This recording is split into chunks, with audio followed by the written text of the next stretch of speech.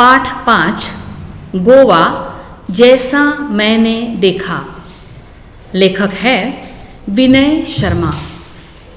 प्रस्तुत यात्रा वर्णन में लेखक ने गोवा के सुंदर समुद्री किनारों, वहाँ की जीवन शैली और त्योहारों का बहुत ही मनोरम चित्रण इस पाठ द्वारा प्रस्तुत किया है। तो अब हम इस पाठ का स्वाध्याय देखते हैं। पन्ना नंबर 22। प्रश्न क्रमांक 1, प्रवाह तालिका पूर्ण कीजिए। पहला है यात्रा के दौरान लेखक की दिनचर्या। अब हम उसको पूर्ण कर रहे हैं। पहला उत्तर है सुबह जल्दी उठना। दूसरा है फटाफट नाश्ता करना। तीसरा है दिन भर घूमना फिरना।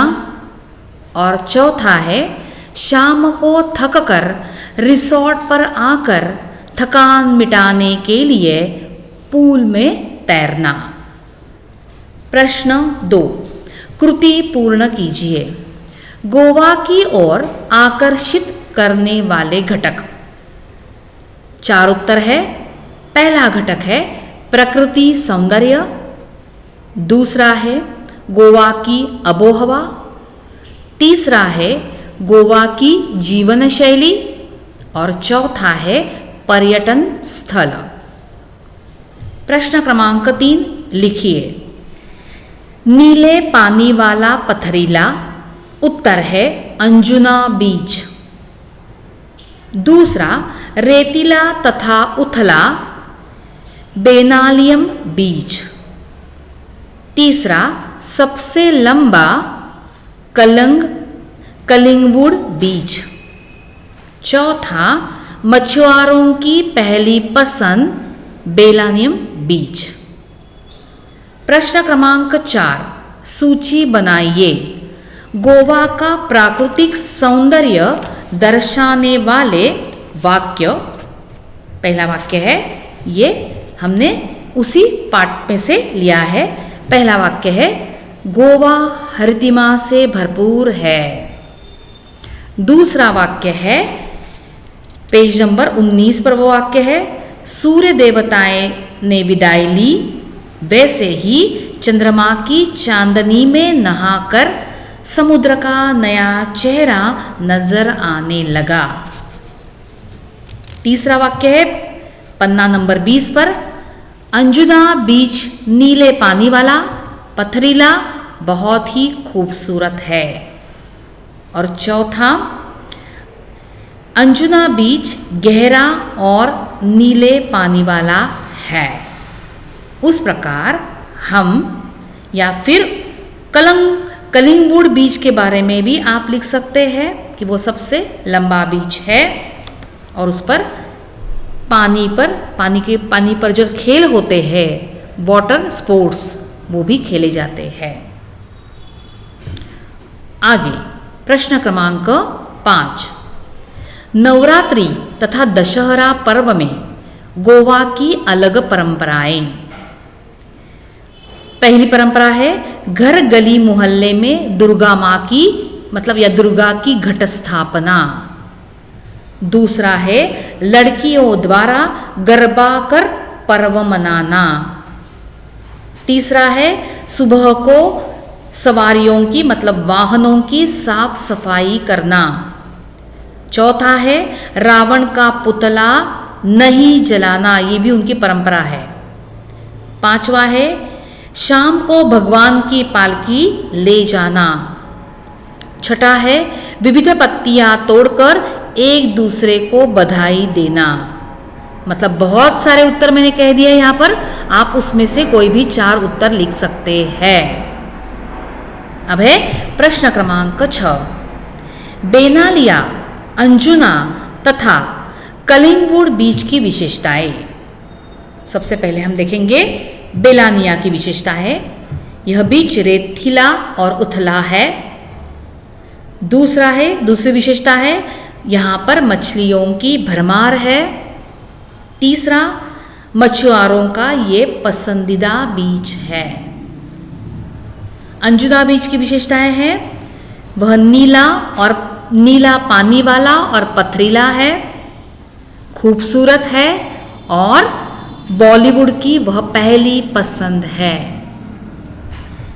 कलिंगवुड बीज की विशेषताएं हैं, वह रेतीला है और सबसे लंबा है, व्यवसाय का वह केंद्र है और यहाँ पर पर्यटक बड़ी मात्रा में आते हैं और विविध वाटर स्पोर्ट्स इसी बीच पर है।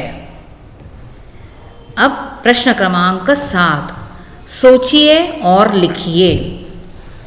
दृश्य शब्द के लिए हमें विलोम, पर्यायवाची, प्रयुक्त युक्त और उपसर्ग युक्त हमें उत्तरें लिखनी हैं।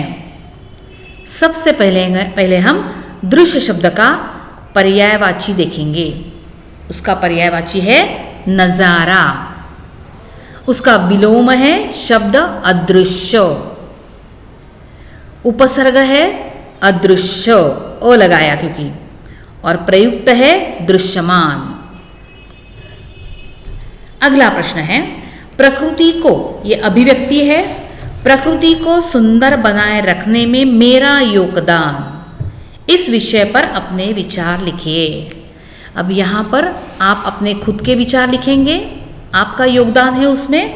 तो आप देखते हैं हमारी जो प्रकृति है वो हमें भरपूर मात्रा में सब कुछ दे रही है, हम पर लूट रही है।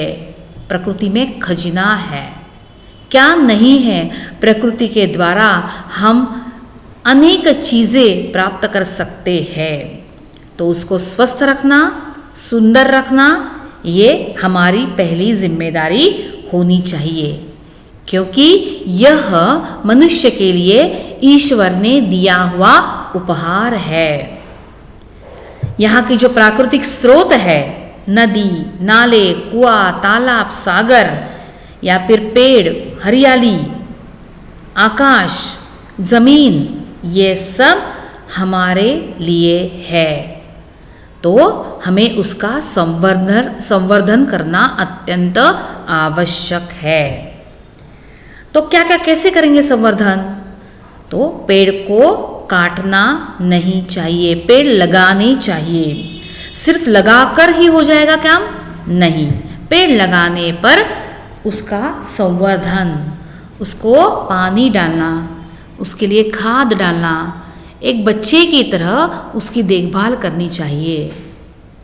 दूसरी बात है, प्रदूषण को कम करना, मतलब प्रदूषण नहीं करना।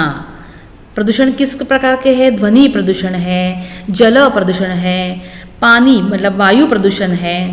तो इन सभी में हमारा योगदान होना चाहिए। तो आप छोटी छोटी मात्रा में आप योगदान दे सकते हैं। जैसे पानी को खराब नहीं करना, बाद में अधिक से अधिक सवारियों का उपयोग नहीं करना ताकि प्रदूषण को हम रोक लें।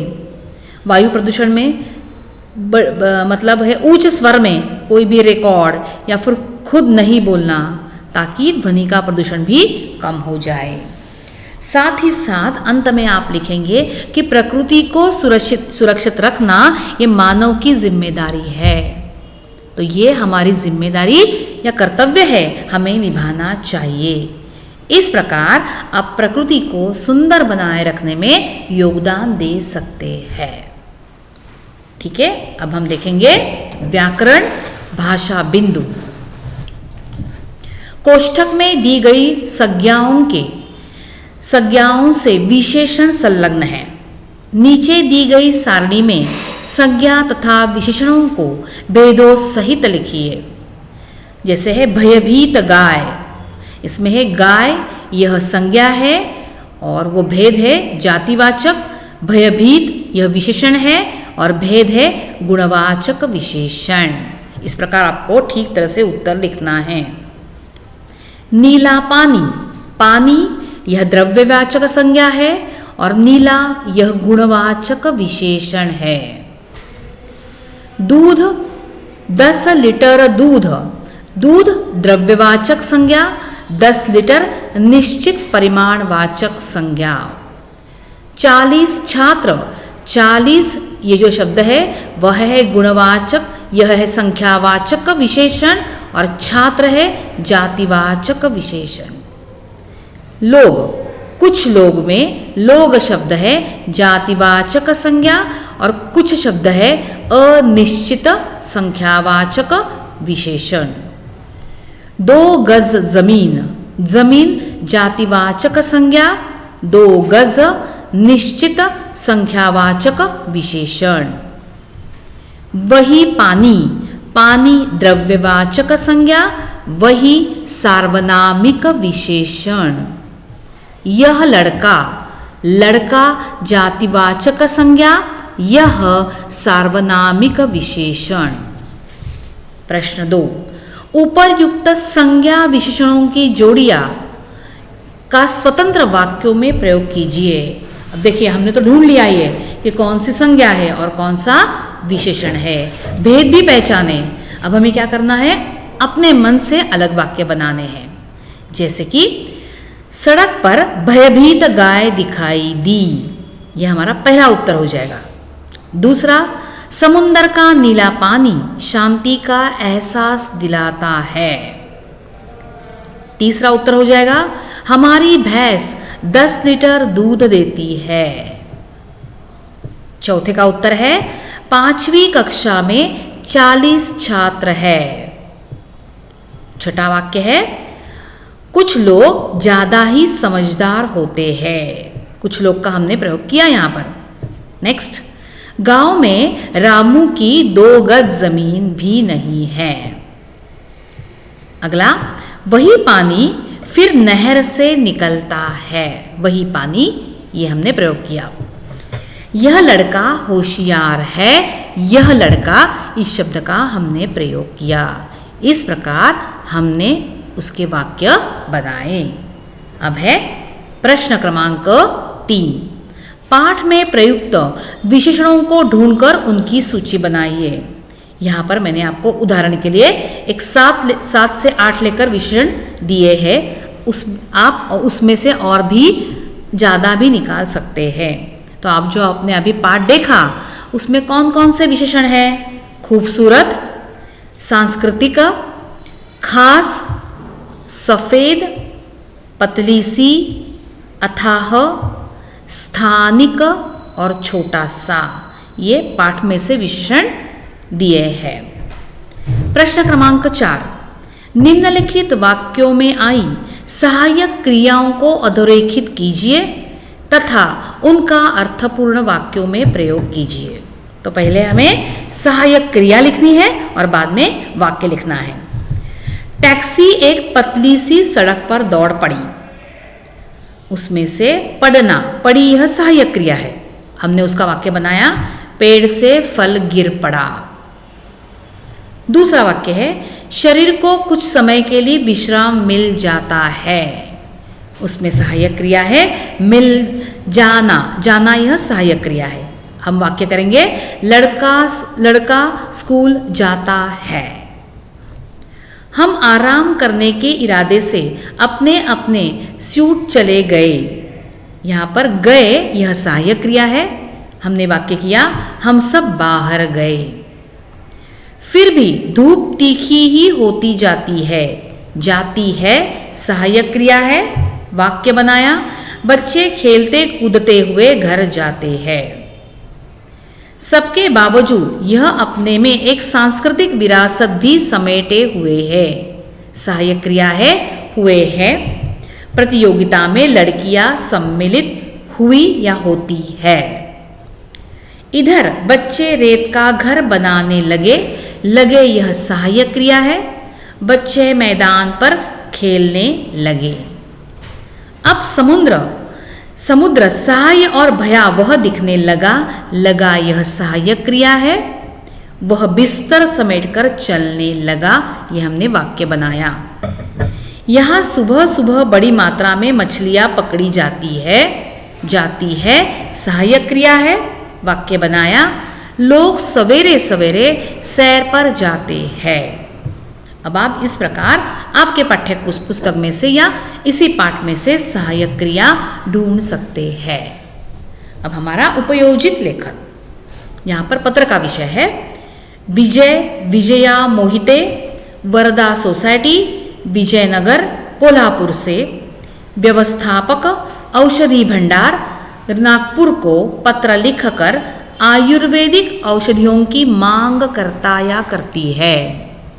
अब हम जब ये विषय पढ़ेंगे तो 3 बातें, पत्र कौन लिख रहा है, पत्र किसको लिख रहा है और पत्र का विषय क्या है। तो हम शुरुआत करेंगे सबसे पहले दिनांक से, या तारीख लिखिए आप। जिस दिन आप पेपर लिख रहे हैं वो आपको तारीख लिखनी है अंक में, उसके बाद में अप्रैल 2021, नीचे लिखेंगे सेवा में, उसके नीचे की पंक्ति।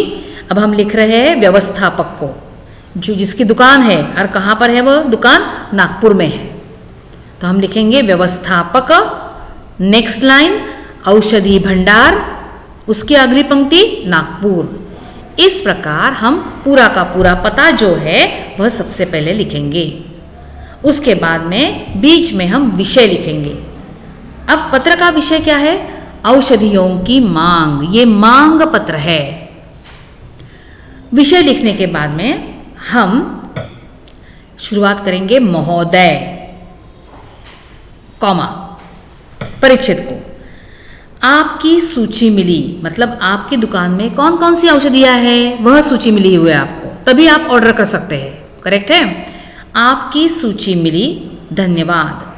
निम्नलिखित पते पर दी हुई औषधियां VPP द्वारा भेजने की व्यवस्था कीजिए। अग्रिम राशि 1000 भेज रहा हूं, अग्रिम राशि मतलब एडवांस। औषधियों पर उचित छूट दीजिए, मतलब कमीशन दीजिए। उसके बाद में आप एक तालिका बनाने वाले हैं, यहाँ पर औषधियों के नाम और यहाँ पर कितनी मात्रा में आपको औषधियाँ चाहिए उसकी संख्या, और यहाँ पर क्या है, आयुर्वेदिक औषधियाँ हैं, तो आयुर्वेदिक औषधियों के नाम आपको परिचित होने चाहिए। जो कॉमन होते हैं, जो आपने सुने हुए हैं, वही 3 नाम आप लिखेंगे। जैसे कि झंडू च्यवनप्राश यहाँ लिखा, तो उसके आगे लिखेंगे उसकी 10 डिबिया 500 ग्राम की। बाद में सीतोपलादी चूर्ण यहाँ पर है, तो इसकी भी 15 शीशियाँ, ये भी आप लिख सकते हैं। उसके बाद में आप लिखेंगे तीसरा जो है वह है कायम चूर्ण, वो भी 10 बोतलें 500 ग्राम। मतलब यही नाम लिखने चाहिए क्या, नहीं, आपको जो नाम से आप परिचित है वो नाम भी आप लिख सकते हैं। कैलाश जीवन है, या फिर आपको जो आयुर्वेदिक औषधियाँ, लेकिन दूसरे नाम आपको नहीं लिखने हैं, और कम से कम 3 आपको संख्या और 3 नाम लिखने पड़ेंगे। 5 लिखेंगे तो भी चल सकता है, लेकिन 5 से ज़्यादा नहीं, मिनिमम 3, ज़्यादा से ज़्यादा 5। अंत कैसे करेंगे पत्र का, एक छोटा हम परिच्छेद लिखेंगे। आशा करती हूँ या करता हूँ, अब विजय या विजया है उस पर आधारित है। आशा करती हूँ या करता हूँ कि आप जल्दी से जल्दी औषधियाँ भेजने की व्यवस्था करेंगे, धन्यवाद। यहाँ पर नीचे भवदीय या भवदिया, लड़की है तो भवदिया, लड़का है तो भवदीय। विजय या विजया जो भी है, मोहिते, मतलब आप विजय नाम से लिख रहे हैं तो विजय मोहिते या विजया मोहिते।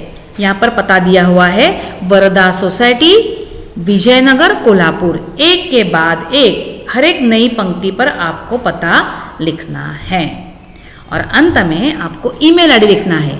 अगर आप विजय नाम से लिख रहे हैं तो vigay@yahoo या gmail.com, या विजया नाम से लिख रहे हैं तो उसी प्रकार आप स्पेलिंग इंग्लिश में ईमेल आईडी लिखना है। इसी प्रकार आप पत्र को एक सुचारू ढंग से लिख सकेंगे।